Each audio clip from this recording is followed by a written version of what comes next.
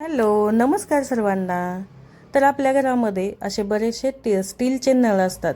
आता आपण किचनमध्ये किंवा वॉशरूममध्ये असे नळ असतात आणि त्याच्यावरती ना पांढरे आपल्या पाण्यामध्ये जर क्षार असतील ना तर त्याचे असे पांढरे डाग याच्यावरती पडलेले असतात. आणि आता हा नळ माझा जो आहे तो किचनमधला आहे. आता बराचसा हा तेलकट झालेला आहे, याच्यावरती डाग पण खूप पडलेले आहेत. आणि हे डाग घालवण्यासाठी किंवा त्याच्यावरती जे पांढरे डाग पडलेले आहेत पाण्याचे, तर ते क्लीन कसे करायचे, तर आपल्या घरामधील एक प्रोडक्ट वापरून किंवा आपल्या घरामधल्याच साहित्यामध्ये आपण हे क्लीन करणार आहोत. इथे कोणतंही आपण महागडं प्रोडक्ट किंवा महागडी वस्तू आपण वापरणार नाही. तर हे क्लीन कसं करायचं तर तेच आज मी तुम्हाला दाखवणार आहे. तर व्हिडिओ शेवटपर्यंत पहा. तर आपल्या घरामध्ये सगळ्यांच्याच हे हार्पिक असतं. आता हे व्हाईट कॅट कंपनीचं हार्पिक आहे. तुमच्या घरात जे अवेलेबल असेल, जे कोणत्या कंपनीचं हार्पिक असेल तर ते तुम्ही यूज करू शकता. तर माझ्याकडे हे होतं म्हणून मी हे घेतलं.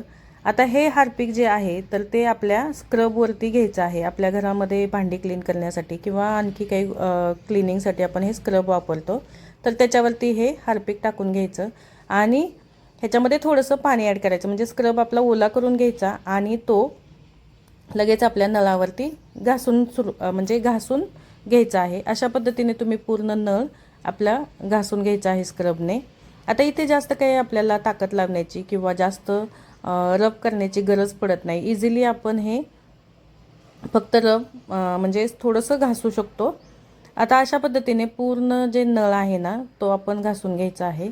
आता इथे पहा तुम्ही, थोडंसं इथे जास्त नळाच्या साईडला ना खूप थोडे असे जास्त डाग पडलेले आहेत, तर तिथे थोडंसं मी जास्त घासून घेते.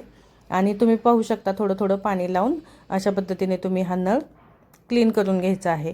आता जे हार्पिक आपण वापरणार आहोत ना तर ते डायरेक्ट नळावरती वगैरे टाकायचं नाही, कारण हार्पिकमध्ये थोडंसं ॲसिडचं प्रमाण असतं. तर त्याची लगेच रिॲक्शन स्टीलच्या ह्याच्यावरती होते आणि मग आपल्या नळाला डाग पडू शकतात. त्याच्यासाठी आपण ते डायरेक्ट त्याच्यावरती टाकायचं नाही, असं स्क्रबवरती घेऊन तुम्ही घासू शकता. आणि बघा थोडेसंच आपण घासलेलं आहे आणि लगेच आपले नळ कसे चमकायला लागलेले आहेत. तर आता नळ वगैरे क्लीन करण्यासाठी आता बाजारामध्ये भरपूर सारे असे प्रोडक्ट मिळतात, पण ते थोडेसे महागडे असतात आणि कॉस्टलीही जातात. त्याच्यामुळे आपण ते शक्यतो विकत आणतही नाही. मग आपल्याला आपल्या घरामधील साहित्य वापरून किंवा घरातले प्रोडक्ट वापरून आपण हे क्लीन करू शकतो. आता नळ आपल्याला जर पूर्णपणे आपण स्क्रबने व्यवस्थित क्लीन करू शकत नसेल तर असा एखादा ब्रश घ्यायचा जो आपल्या घरामध्ये आपण वापरत नाही किंवा खराब झालेला आहे. तर त्याने हे जिथे आपण घासू शकत नाही ना स्क्रबने, तिथं हे ब्रशने घासून घ्यायचं आणि सगळे डाग त्याच्यावरचे काढून घ्यायचे. असं थोडं थोडं पाणी लावून आपण हे घासून घेऊ शकतो आणि पूर्ण आपला नळ जो आहे तो क्लीन करू शकतो. तर तुम्ही पाहू शकता की मी कसं क्लीन करते आहे, तसंच तुम्हीही करून घ्या. आणि तुम्ही पाहू शकता लगेच पाणी टाकून त्याच्यावरती धुवून घ्यायचं.